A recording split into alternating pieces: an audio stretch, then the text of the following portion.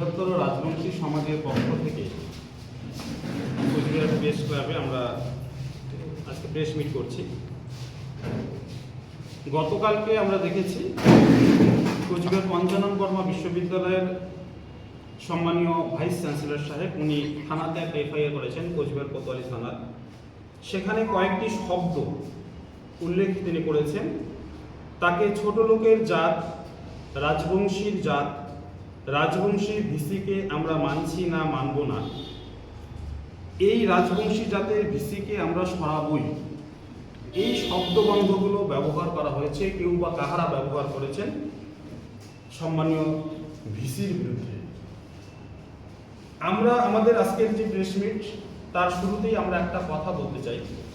মনীষী পঞ্চানন বর্মা যে মনীষীর নামে এই বিশ্ববিদ্যালয়, তার মনীষীর একটা কথা, একটা উক্তি দিয়ে আমি আমাদের আজকের এই বক্তব্য শুরু করতে চাই।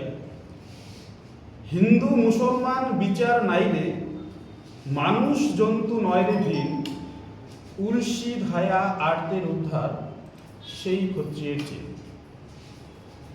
যে মহান বাণী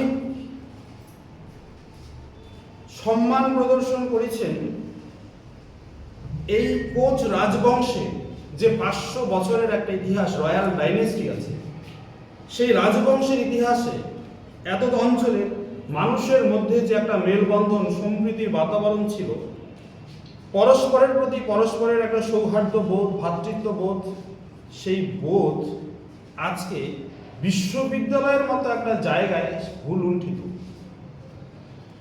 একজন সম্মানীয় ভিসিকে যদি এইভাবে জাতি হিংসার শিকার হতে হয়, তাহলে আমরা যারা সাধারণ মানুষ আছি, আমরা তাহলে কোন অবস্থানে আছি এবং আমাদের উপর কত বড় আঘাত আসতে পারে, এই আশঙ্কা থেকেই আজকে আমরা বৃহত্তর রাজবংশী সমাজের পক্ষ থেকেই প্রেস মিট করছি।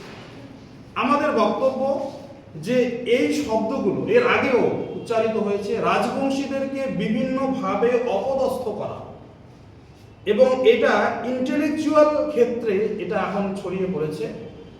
ভাইস চ্যান্সেলর মতো একজন লোককে সেই জাতপাতের শিকার হতে হচ্ছে, জাতি হিংসার শিকার হতে হচ্ছে। এটা কেন? এর বিরুদ্ধে তীব্র ধিক্কার এবং প্রতিবাদ জানিয়ে আজকে আমরা এই প্রেস কনফারেন্স করছি। আপনারা কি চাচ্ছেন? আমরা চাচ্ছি এই যে এফআইআর তিনি করেছেন বা তিনি যে অভিযোগ করেছেন, এই অভিযোগের পুঙ্খানুপুঙ্খভাবে তদন্ত হোক এবং তদন্ত সাপেক্ষে আইনানুগ যে ব্যবস্থা গ্রহণ করা উচিত সেই ব্যবস্থা গ্রহণ করা হোক অতি দ্রুত। বিশ্ববিদ্যালয়ের একজন অধ্যাপক গতকাল রাতে কোতোয়ালি থানায় করেছে, সেখানেও তিনিও লিখেছে তাকেও নাকি জাতপাত নিয়ে এটা অত্যন্ত স্পর্শকাতর একটি ইস্যু, এবং এই রকম ইস্যুগুলো যত বেশি আসছে আমরা আতঙ্কিত হচ্ছি। অবিলম্বে এই সমস্ত জাতপাতের যে ইস্যুগুলো, যেভাবে তাদেরকে রাজবংশীদেরকে আমরা খবর পাচ্ছি, যখন দেখছি রাজবংশীদেরকে, যেহেতু এই রাজবংশীরা হচ্ছে কোচবিহার জেলায় হাইলি পপুলেটেড এবং তাদের সংখ্যাগরিষ্ঠ একটা অবস্থান আমরা লক্ষ্য করি, সেখানে তাদেরকে এইভাবে যে ইউনিভার্সিটিতে জমি দান করেছেন বা জমি আমরা যে ইউনিভার্সিটিতে জমি হয়েছে কোচ রাজাদের লিখে দেওয়া জমিতে, রাজবংশীরা পঞ্চানন বর্মা বিশ্ববিদ্যালয় হওয়ার জন্য আন্দোলন করেছেন এবং বিভিন্নভাবে উন্নয়নের যে সমস্ত কর্মযজ্ঞ হচ্ছে তারা সামিল হচ্ছেন, সবসময় সাথে আছেন। সবসময় মানুষ, আমাদের রাজবংশের মানুষগুলো উন্নয়নের সাথে আছেন, মানুষগুলো গঠনমূলক কাজে অংশগ্রহণ করছেন।